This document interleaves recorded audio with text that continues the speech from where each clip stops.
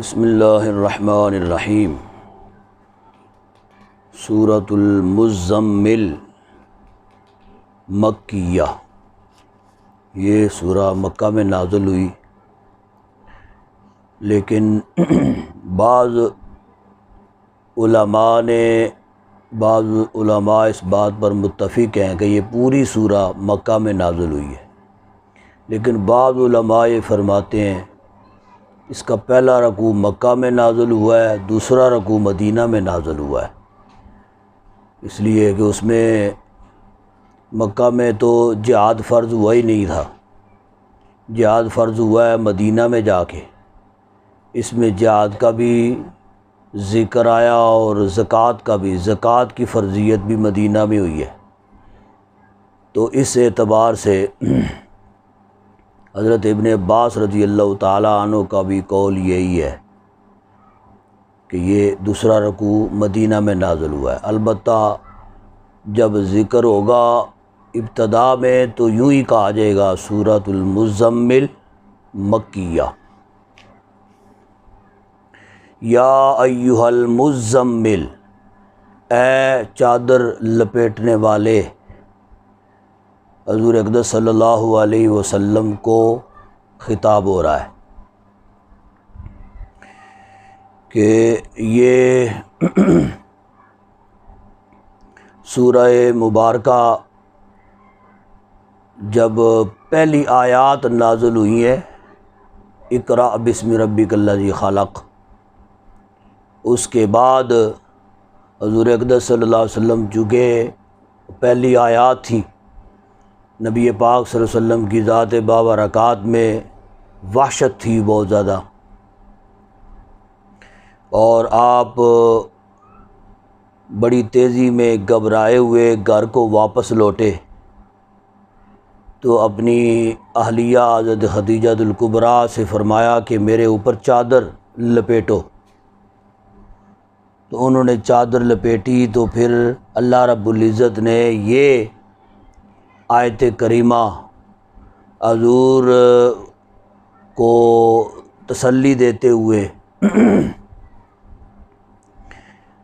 وہ جس کا جو انداز ہو اس انداز سے اس کو مخاطب کیا جائے تو وہ اس کو ذرا سہارا ہو جاتا ہے کہ یہ جو ہے نا مجھ سے بڑا باخبر ہے جی۔ تو اللہ رب العزت نے اسی ادا کا ذکر کرتے ہوئے فرمایا اے چادر اوڑھنے والے، پھر اگلی آیات جو ہیں رب العزت نے نازل فرمائی قم اللیل الا قلیلا، کہ قیام کیجئے رات میں الا قلیلا، مگر تھوڑا جی۔ اب امت میں کوئی بھی، چاہے صحابہ میں سے کوئی ہو، چاہے اولیاء میں سے کوئی ہو، چاہے عام مومنین میں سے کوئی ہو، کسی کو یہ اختیار نہیں ہے کہ تم عبادت کم کرو یا زیادہ کرو، زیادہ تو جتنی کر سکتا ہے کوئی تو کرے نا، کم کی کسی کو بھی اجازت نہیں ہے۔ کوئی چاہے تو پورا پورا دن عبادت میں گزار دے، پوری پوری رات عبادت کرتا رہے، اللہ رب العزت کی طرف سے کسی کو یہ مجدہ نہیں ملے گا کہ تم بہت عبادت کرتے ہو لہذا ریسٹ کر لیا کرو، کچھ آرام کر لیا کرو جی، قطعی طور پہ نہیں ہے، اس لیے کہ ہماری تو زندگیاں ہی کچھ نہیں ہے جی۔ رب العزت نے جن کو بڑی بڑی لمبی عمریں دیں، اور ان میں سے بعض ایسے تھے کہ انہوں نے خواہش ظاہر کی کہ باری تعالیٰ مجھے طویل عمر عطا فرما، اور اس طویل عمر میں تیری عبادت، تیری یاد جو ہے وہ طویل عمر کو اس میں گزارنا چاہتا ہوں۔ رب العزت نے ان کو کئی سال عمریں عطا فرمائی، اور حال یہ تھا بنی اسرائیل میں سے ایک شخص تھا تو وہ 500 سال اللہ کی عبادت کرتا رہا، 500 سال، اور اس عبادت میں ایسی عبادت تھی کہ اس عبادت میں اس کو اور دنیا کا کوئی فکر فاقہ، کوئی کام کاج یہ وہ اس کے آڑے نہ آیا۔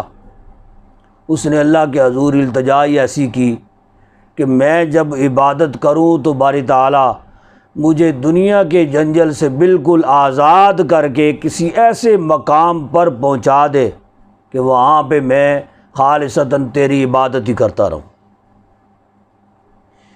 تو رب العزت نے اس کو ایک جزیرے میں کے اطراف میں ہر طرف پانی پانی ہے، پانی پانی ہے، ایک درمیان میں ایک جزیرہ ہے، تو اس جزیرے میں اس کو ٹھہرایا۔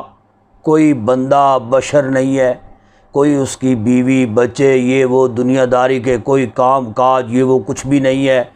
رب العزت نے اس کے کھانے کا اہتمام، پانی کا اہتمام اسی جزیرے میں کیا جی۔ تو کیا تھا کہ ایک درخت اگایا، وہ پھل دیتا، وہ اس پھل میں سے کھاتا۔ ایک چشمہ نمودار ہوا، اس میں سے میٹھے پانی کا، سمندر کا پانی پینے کے قابل تو ہوتا نہیں ہے، تو اس جزیرے میں ٹھنڈا پانی، میٹھا پانی کا اہتمام رب العزت نے کیا اس کے لیے۔ اس میں سے پانی پیتا اور پھل کھاتا، اور اس کا کوئی کام کاج نہیں ہے، باقی سارا وقت اس کا عبادت الہی میں گزرتا۔ لیکن جب وہ مرے گا، جب وہ مرا تو پھر حضور فرماتے ہیں اللہ کے حضور جب وہ پیش ہوگا تو اللہ رب العزت فرمائے گا فرشتوں کو کہ اس کو میری رحمت سے جنت میں لے جاؤ۔ وہ متعجب ہوگا، اے باری تعالیٰ میری اتنی لمبی چوڑی عبادت، 500 سال میں نے تیری عبادت کی، تو میری عبادت کو کسی کھاتے میں تو نے ڈالا ہی نہیں ہے، کوئی ذکر نہیں کہ تو نے میری اتنی عبادت کی ہے جی، تو لہٰذا یہ اتنے 100 سال کی عبادت کی وجہ سے اس کو جنت میں لے جاؤ، یہ وہ عبادت کا سرے سے کوئی ذکر ہی کوئی نہیں ہے، تو یہ فرما رہا ہے کہ میری رحمت سے اس کو جنت میں لے جاؤ۔ اللہ نے فرمایا اچھا یہ بات ہے جی، تو فرمائے گا، حضور فرماتے ہیں کہ اللہ فرمائے گا کہ پھر اس کے اعمال تولو، تولے جائیں گے۔ 500 سال کی عبادت وہ ترازو کے ایک پلڑے میں رکھی جائے گی، دوسرے پلڑے میں اللہ فرمائے گا کہ جو میں نے اس کو نعمتیں دی ہیں نا، ان نعمتوں میں سے صرف ایک آنکھ، 2 آنکھیں بھی نہیں، ایک آنکھ کا ڈیلا جو ہے یہ دوسرے پلڑے میں رکھو جس سے یہ دیکھتا رہا جی، اور ایک آنکھ کا ڈیلا وہ دوسرے پلڑے میں رکھو۔ حضور فرماتے ہیں کہ وہ آنکھ کا ڈیلا جب رکھا جائے گا دوسرے پلڑے میں، آنکھ والا پلڑا بھاری ہو جائے گا، اس کی 500 سالہ عبادت وہ ہلکی ہو جائے گی۔ اللہ فرمائے گا ہاں اب بتا کہ تجھے تیرے اعمال، تیری نیکیوں کی وجہ سے جنت میں بھیجوں، تو وہ اللہ کے حضور ہاتھ جوڑے گا، باری تعالیٰ رحمت سے ہی بھیج دے۔ تو یہ اتنے 100 سال عبادت جو ہے کرنے والا، اس کو بھی تخفیف کا اللہ رب العزت نے نہیں کہا، ایک واحد ذات ہے حضور اقدس صلی اللہ علیہ وسلم کی، کہ نبی پاک صلی اللہ علیہ وسلم پوری رات اللہ کی عبادت میں گزار دیا کرتے، پوری رات۔ حال یہ تھا کہ قیام کرتے نبی پاک صلی اللہ علیہ وسلم، تلاوت قرآن پاک شروع کرتے، رات گزر جاتی، پوری رات قیام کی حالت میں کھڑے ہیں اور مطلب عبادت میں مصروف ہیں، اور پاؤں مبارک متورم ہو جاتے، سو جاتے حضور اقدس صلی اللہ علیہ وسلم کے۔ اللہ رب العزت نے حضور اقدس صلی اللہ علیہ وسلم کو یہ اختیار دے دیا، فرمایا کہ آپ قیام کیجئے رات میں، الا قلیلا، مگر تھوڑا قیام کیجیے۔ جی یہ مقام اور یہ اعزاز اللہ رب العزت نے صرف حضور اقدس صلی اللہ علیہ وسلم کو ہی بخشا ہے۔ نصفہ یعنی نصف رات، یعنی نصف رات آپ آرام کر لیا کیجئے اور نصف رات عبادت کر لیا کیجئے، ٹھیک ہے، اختیار دے دیا۔ او انقص منہ قلیلا، یا کم کر لیا کیجئے اس سے قلیلا، تھوڑا، یعنی آپ یا تو آدھی رات قیام کیجئے، عبادت کیجئے، یا اس سے بھی کم کر لیجئے، او زد علی، یا بڑھا دیجئے۔ یعنی دنیا داری کے معاملات بھی ساتھ ساتھ ہیں جی، آپ جو ہے آپ کی بیگمات بھی ہیں، ازواج مطہرات جو ہیں وہ بھی ساتھ ہیں، ان کے معاملات بھی ہیں، آپ پوری دنیا کے رسول بھی ہیں، اور لوگ آپ کے پاس آیا کریں گے، دن بھر کی مصروفیات جو ہیں، نبوت کا بار جو ہے وہ بھی آپ کے کندھوں پہ ہے جی، تو وہ سارے دن کی مصروفیات کے بعد رات آتی ہے اور آپ رات پوری عبادت میں گزار دیں۔ تو فرمایا کہ کبھی زیادہ سو لیا کیجئے، تھوڑی عبادت کر لیا کیجئے، کبھی تھوڑا سو لیں اور زیادہ عبادت کر لیں، یہ آپ کے اختیار میں ہے۔ او زد علی، یا بڑھا دیا کریں اس کو جی۔ ورتل القرآن ترتیلا، اور ٹھہر ٹھہر کے قرآن پاک پڑھا کیجئے، ترتیل کے ساتھ ٹھہر ٹھہر کے قرآن پاک کی تلاوت کیجئے۔ انا سنلقی علیک قولا ثقیلا، بے شک ہم ان قریب القاء کریں گے، سنلقی ہم القاء کریں گے، علیک آپ کی طرف، قولا ثقیلا ایک بھاری کلام، ٹھیک ہے، یعنی حضور اقدس صلی اللہ علیہ وسلم پر جو کلام الہی کی آیات بینات اس سے پہلے جو نازل ہوئیں وہ تو ہوئیں، لیکن فرمایا کہ ایک بھاری کلام پورا قرآن پاک جو ہے وہ آپ پہ ہم نے نازل کرنا ہے، تو لہٰذا پورے قرآن پاک کی ذمہ داری جو ہے، جو آپ کے اوپر ہم نے نازل کرنا ہے وہ بھی آپ کے اوپر ہونی ہے، ٹھیک ہے۔ تو وہ سارے معاملات جو ہے نا وہ ملحوظ خاطر رکھتے ہوئے تو آپ کیا کیجئے، عبادت کیا کیجئے، یعنی رات کو کبھی زیادہ سو لیا، کبھی زیادہ عبادت کر لی، کبھی کم سو لیا یا کم عبادت کر لی، آپ کے اختیار میں ہے۔ انا ناشئۃ اللیل ہی اشد وطئا، بلا شبہ ناشئۃ اللیل رات کا قیام، ہی اشد وطئا سختی سے روندتا ہے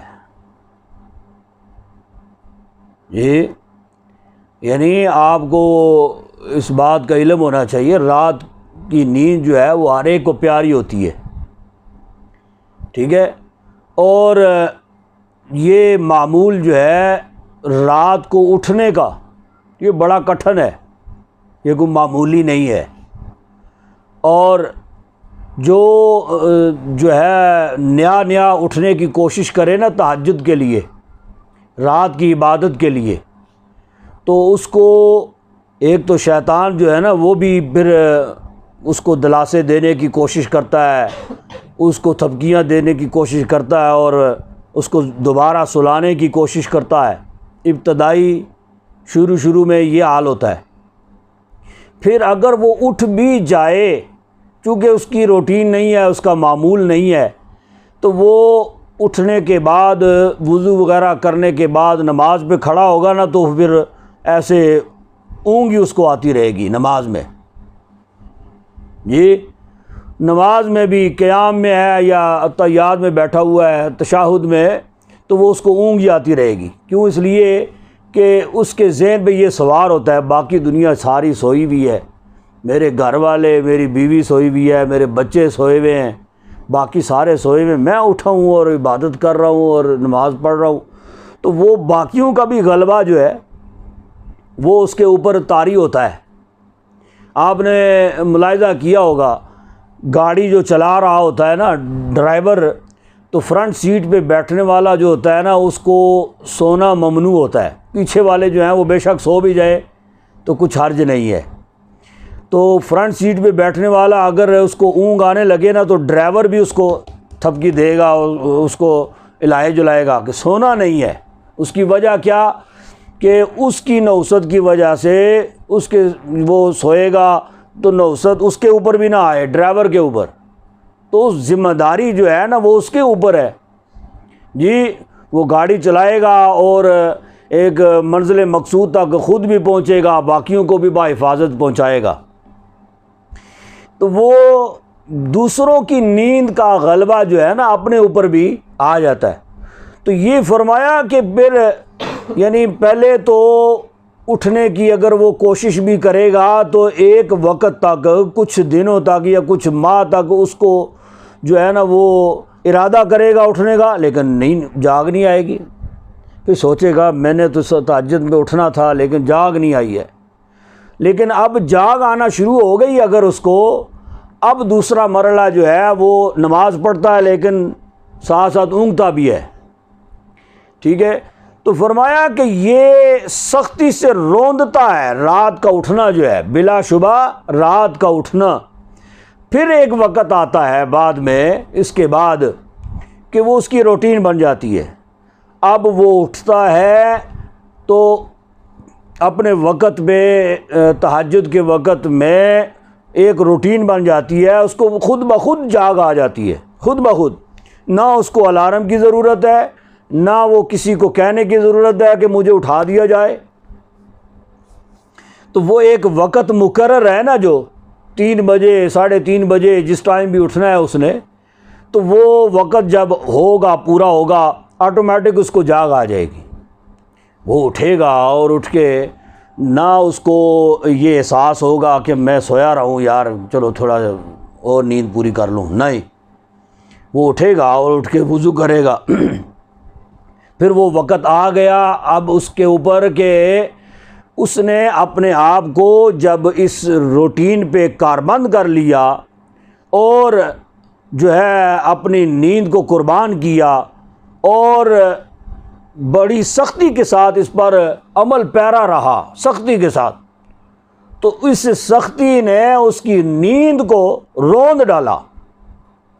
جی اس کی نیند کو روند ڈالا. اب وہ نماز بھی پڑھتا ہے تو اس کو نیند نہیں آتی، تہجد میں بھی نیند نہیں آتی. ٹھیک ہے. اور اس کو پھر وہ لذت اور وہ لطف جو ہے وہ عبادت کا وہ اس کو نصیب ہوتا ہے اس لیے کہ باقی دنیا ساری سو رہی ہے اور یہ تنہا، کوئی شور شرابہ نہیں ہے، کوئی کسی قسم کا جو ہے وہ کوئی خطرہ نہیں ہے. جی وہ تنہا اللہ کو یاد کر رہا ہے.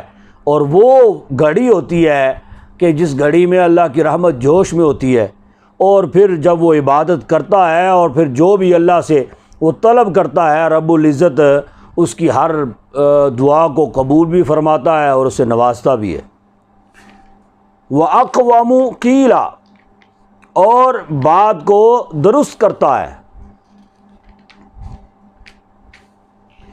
إِنَّ لَكَ فِي النَّهَارِ سَبْحًا طَوِيلًا،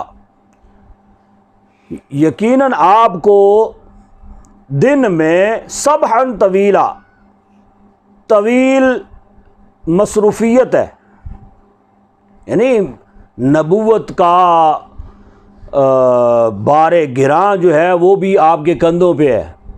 جی اور روئے زمین سے لوگ آپ کی طرف کھنچے چلے آ رہے ہیں اور سارا دن آپ نے تبلیغ بھی کرنی ہے. لوگوں کے قافلوں کے قافلے وہ بھی آپ کے پاس آ رہے ہیں کئی ملکوں کے. جی ان کو بھی ڈیل کرنا ہے آپ نے، نمازیں بھی پڑھانی ہے. سارے جو فرمایا کہ یہ پورے دن کی جو ہے دن میں سبحًا طویلا، بہت ہی طویل مصروفیت ہے آپ کی. وَاذْكُرِ اسْمَ رَبِّكَ، اور ذکر کیجئے اپنے رب کے نام کے ساتھ. وَتَبَتَّلْ إِلَيْهِ تَبْتِيلًا، اور سب سے، تبتل کا مطلب ہوتا ہے الگ تھلگ ہو گئے، سب سے کٹ کر اسی کے ہو جاؤ. رب المشرقی والمغربی، کس کے ہو جاؤ؟ رب المشرقی، جو رب ہے، جو پروردگار ہے مشرق اور مغرب کا. لا الہ الا، اس کے سوا کوئی معبود نہیں. فاتخذہ وکیلا، پس بنائے رکھیے اس کو کارساز. وکیلا یعنی اللہ کو ہی کارساز بنائیے. وَاصْبِرْ عَلَىٰ مَا يَقُولُونَ، اور صبر کیجئے ان کی باتوں پر. یعنی کفار جو باتیں کرتے ہیں تو آپ جو ہے ان کو کوئی جواب دینے کی ضرورت نہیں ہے جی، آگے سے ان کا بدلہ لینے کی ضرورت نہیں ہے، بس آپ صبر کیجئے. وَاهْجُرْهُمْ هَجْرًا جَمِيلًا، اور ان سے الگ ہو جائیے خوبصورتی کے ساتھ. ٹھیک ہے، یعنی اگر وہ آپ گزر رہے ہیں، گزرتے ہوئے آپ نے دیکھا کوئی آوازیں کس رہا ہے، آپ کو کوئی برا بھلا کہہ رہا ہے، کوئی طعن و تشنیع کر رہا ہے، فرمایا کہ آپ صبر کیجئے اور آپ ان سے الگ ہو جائیے بس. وَذَرْنِي وَالْمُكَذِّبِينَ، اور مجھے چھوڑ دیجئے اور جٹلانے والوں کو. ٹھیک ہے، یعنی میں پھر جانوں اور جٹلانے والے جانے، ہم دونوں کو پھر چھوڑ دیجئے، میں ان کے ساتھ خود نبٹ لوں گا. اولی النعمتی، جٹلانے والے کون؟ اولی النعمتی، مالداروں کو. یعنی بڑے بڑے رئیس زادے تھے نا، بڑے بڑے مالدار تھے مکہ کے سردار. وَمَهِّلْهُمْ قَلِيلًا، اور مہلت دیجیے ان کو تھوڑی. ٹھیک ہے، یعنی آپ کو ابھی نبوت دی گئی ہے، نبوت پر آپ جو ہے جلوہ فرما ہوئے. ٹھیک ہے، ابھی وقت ہے، آپ ان کو بس تبلیغ کیجئے اور ان کی باتوں کی طرف دھیان نہ دیجئے، صبر کیجئے اور انہیں مہلت دیجئے. دیکھتے ہیں کہ وہ ایمان لاتے ہیں یا نہیں لاتے. پھر وَذَرْنِي وَالْمُكَذِّبِينَ، پھر میں جانوں اور وہ جانے. اِنَّا لَدَيْنَا أَنْكَالًا وَجَحِيمًا،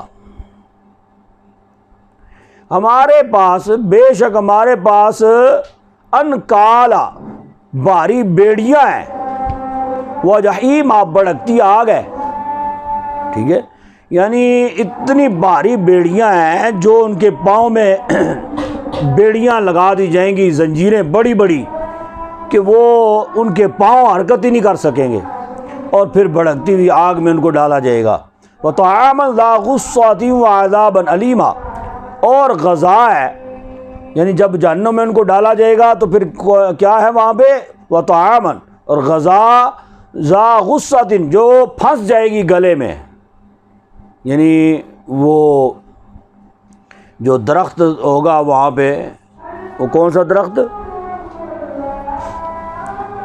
جی؟ جو آگ کا درخت جی، جا زرقوم جی،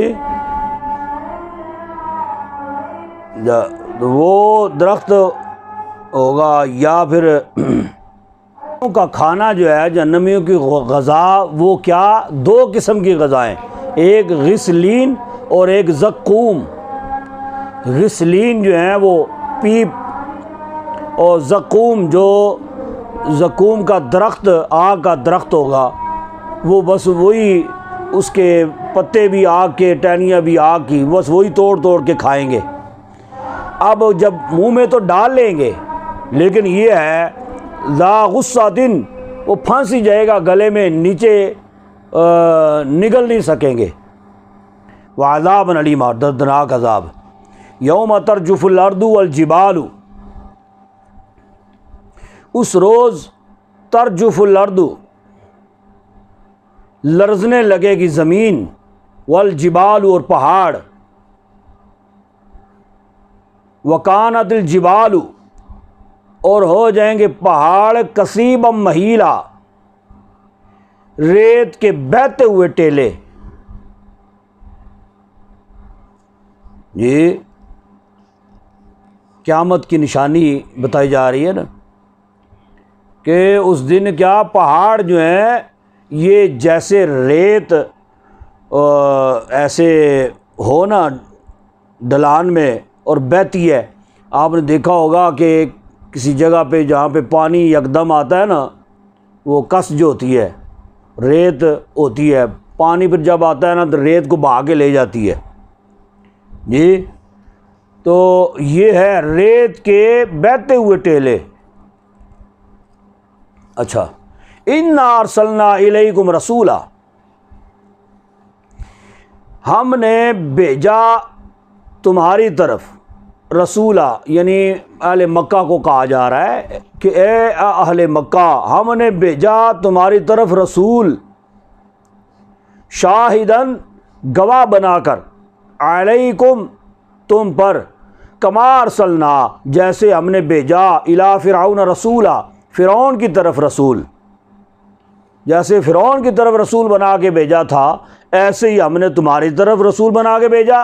لیکن انہوں نے کیا کیا اور تمہارا کردار کیا ہے پھر بتایا، فعصا فرعون الرسول، پس نافرمانی کی رسول کی، فرعون نے رسول کی، فاخذناه اخذا وبیلا، تو ہم نے اس کو پکڑا سختی کے ساتھ۔ جی فکیف تتقون، پس کیسے تتقون بچو گے، ان کفرتم اگر تم کفر کرتے رہے، یومن اس روز، یجعل الولدان شیبا، اس روز کیا ہوگا، یجعل الولدان کہ بنا دے گا بچوں کو، شیبا بوڑھا، یعنی وہ روز ایسا روز ہوگا کہ اس کی دہشت سے، اس کی وحشت سے بچے اگر ہوں گے نا تو وہ بھی بوڑھے ہو جائیں گے۔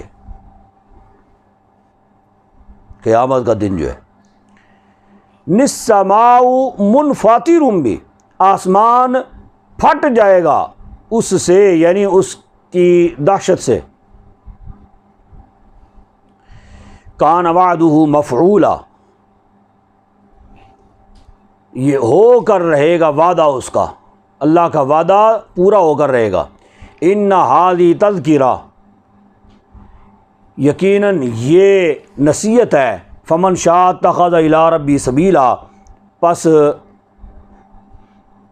اب جس کا جی چاہے، فمن شاء جس کا جی چاہے، اتخذ اختیار کرے، الی ربی سبیلا اپنے رب کی طرف سیدھا راستہ۔ ٹھیک ہے، یعنی یہ ساری قیامت کی نشانیاں ذکر کرنے کے بعد فرمایا کہ یہ اس وجہ سے ذکر کی جا رہی ہیں کہ یہ تمہارے لیے پند و نصیحت ہے کہ تم راہ راست پہ آ جاؤ۔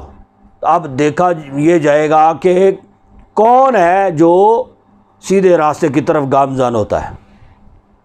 ان ربک یعلم انک تقوم ادنی، بے شک آپ کا رب جانتا ہے، انک تقوم ادنی، اب دوبارہ اسی تہجد کے حوالے سے ذکر کیا جا رہا ہے کہ آپ میں سے، آپ تقوم قیام کرتے ہیں، ادنا تھوڑا، کبھی تھوڑا، کہ آپ نماز میں قیام کرتے ہیں، ادنا من ثلثی اللیل، 2/3 رات کے قریب۔ ٹھیک ہے،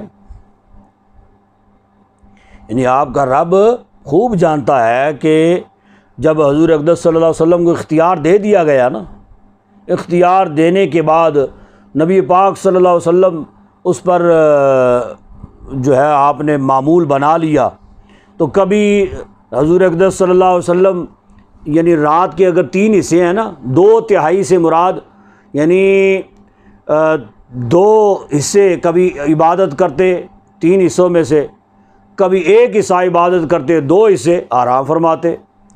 تو فرمایا کہ آپ قیام کرتے ہیں کبھی 2/3 کے قریب، ونصفہ، کبھی نصف اس کا، یعنی نصف رات عبادت کرتے ہیں اور نصف جو ہے آرام کرتے ہیں، وثلثہ، اور کبھی 1/3 رات، ٹھیک ہے، یعنی 2 حصے آپ آرام کرتے ہیں اور 1 حصہ عبادت کرتے ہیں، ٹھیک ہے۔ وطائفۃ من الذین معک، صحابہ کرام نبی پاک صلی اللہ علیہ وسلم کے معمولات دیکھا کرتے تھے جی۔ اب یہ حضور اقدس صلی اللہ علیہ وسلم پر تو یہ فرض تھا نا، یہ رات کو جاگنا اور یہ نفلی عبادت و تہجد ادا کرنا حضور اقدس صلی اللہ علیہ وسلم کی ذات کے لیے یہ فرض تھا، گویا کہ آپ پر 6 نمازیں فرض تھیں حضور اقدس صلی اللہ علیہ وسلم پر، ہمارے لیے ہم پر 5 نمازیں فرض ہے۔ تو لیکن صحابہ کرام جو حضور کا معمول دیکھا کرتے تھے تو وہ صحابہ بھی اسی کے مطابق عمل کرنے کی کوشش کیا کرتے تھے جی۔ تو فرمایا کہ وطائفۃ من الذین معک، اور ایک جماعت ان میں سے جو آپ کے ساتھ ہیں وہ بھی اسی طرح جو ہے نا وہ کرتے ہیں، کبھی 2/3 عبادت کرتے ہیں، کبھی نصف رات عبادت کرتے ہیں، کبھی 1/3 عبادت کرتے ہیں۔ واللہ یقدر اللیل والنہار، اور اللہ تعالی ہی یہ مقدر کرتا ہے یا چھوٹا بڑا کرتا ہے رات کو اور دن کو، یعنی کبھی رات چھوٹی ہوتی ہے، کبھی دن چھوٹا ہوتا ہے، تو اسی طرح آپ بھی کبھی رات کا کچھ حصہ عبادت کرتے ہیں، زیادہ کبھی کر لیتے ہیں، کبھی کم کرتے ہیں۔ عالم ان تحصوہ، وہ یہ بھی جانتا ہے ان تحصوہ کہ تم اس کی طاقت نہیں رکھتے، ٹھیک ہے، یعنی دنیا کے معاملات جو ہے نا وہ بھی ساتھ ساتھ ہیں۔ بعض اوقات ایسے ہوتا ہے کچھ جو ہے نا وہ صحت کے حوالے سے کوئی معاملات ایسے ہو گئے، بیماری لاحق ہو گئی جی، اب یہ لازم اور ضروری نہیں ہے، اجازت دے دی گئی، اللہ تحصوہ اس کی طاقت نہیں رکھتے، فتاب علیکم، تو اس نے تم پر مہربانی فرمائی، فقرؤوا ما تیسر من القرآن، پس اتنا قرآن پڑھ لیا کیجئے، ما تیسر من القرآن، جتنا تم آسانی سے پڑھ سکو، ٹھیک ہے، آسانی سے جتنا پڑھ سکو۔ لہذا اگر کوئی بیماری لاحق ہو گئی تو پھر بھی گنجائش ہے، کوئی سفر پر ہے تو گنجائش ہے، ٹھیک ہے، اب کوئی سفر سے واپس لوٹا، رات کا پچھلا پہر ہے، تھکا ہارا واپس آیا ہے، تو وہ اگر آرام کرے تو گنجائش ہے، ٹھیک ہے۔ تو یہ ہے تحصوہ، یعنی انسان آخر انسان ہے نا۔ عالمان سیکون منکم مرضی، وہ یہ بھی جانتا ہے کہ تم میں سے کچھ بیمار ہوں گے، مرضی کچھ بیمار ہوں گے، وآخرون یضربون فی الارض، کچھ سفر کرتے ہوں گے زمین میں، یبتغون من فضل اللہ، تلاش کر رہے ہوں گے اللہ کا فضل، وآخرون یقاتلون فی سبیل اللہ، اور کچھ لوگ اللہ کی راہ میں لڑتے ہوں گے۔ یہ اب جہاد کا ذکر ہے نا، تو اس آیت سے یہ پتہ چلتا ہے، یہ آخری رکوع کی ایک پوری آیت ہے کہ یہ رکوع جو ہے، یہ آخری پوری آیت جو ہے یہ مدینہ میں نازل ہوئی ہے، ٹھیک ہے۔ تو فرمایا اس وقت مکہ میں تو جہاد فرض ہی نہیں تھا، اس وقت کفار کے آمنے سامنے نہ مردہ زماں مسلمان ہوئے ہی نہیں ہیں، ٹھیک ہے۔ یہ باقاعدہ پھر جہاد فرض ہوا جب مدینہ ہجرت کر کے گئے، اور اس کے بعد پھر کفار آتے رہے اور آمنے سامنے پھر جہاد ہوتا رہا۔